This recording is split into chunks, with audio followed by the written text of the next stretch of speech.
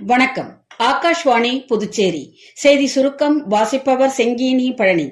பிரதமர் திரு நரேந்திர மோடி ஜப்பான் மற்றும் சீன பயணத்தை வெற்றிகரமாக முடித்துக்கொண்டு இன்று மாலை புதுடில்லி திரும்பியுள்ளார்.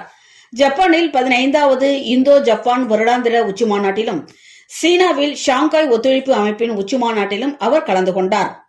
பிரதமரின் விக்சித் பாரத் வேலைவாய்ப்பு திட்டம் குறித்து மத்திய அமைச்சர் டாக்டர் மன்சுக் மாண்டவியா எழுதியுள்ள கட்டுரை ஒன்றை பிரதமர் திரு நரேந்திர மோடி இன்று சமூக ஊடகத்தில் பகிர்ந்து கொண்டுள்ளார்.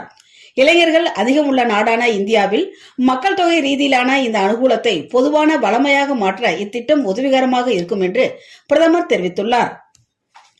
அகில இந்திய தொடக்கப்பள்ளி ஆசிரியர் கூட்டமைப்பின் தேசிய மாநாட்டை இன்று புதுச்சேரியில் மாநில உள்துறை அமைச்சர் திரு நமச்சிவாயம் தொடக்கி வைத்தார்.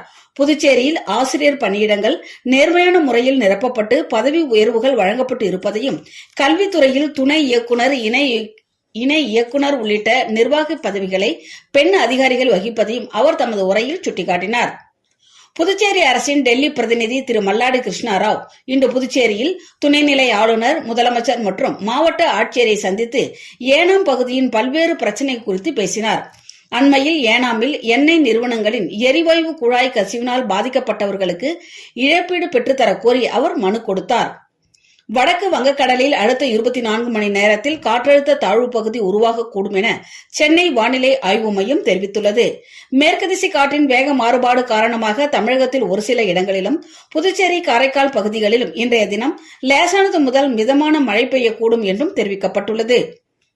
பீகார் மாநிலம் ராஜ்கிரில் நடைபெறும் ஆசிய கோப்பைக்கான ஆடவர் ஹாக்கி போட்டித் தொடரில் சீனா, ஜப்பான் அணிகளுக்கு இடையே இன்று நடைபெற்ற ஏ பிரிவு போட்டி 2-2 என்ற கோல் கணக்கில் டிராவில் முடிவடைந்தது. இத்துடன் இந்த செய்திச் சுருக்கம் நிறைவு பெறுகிறது.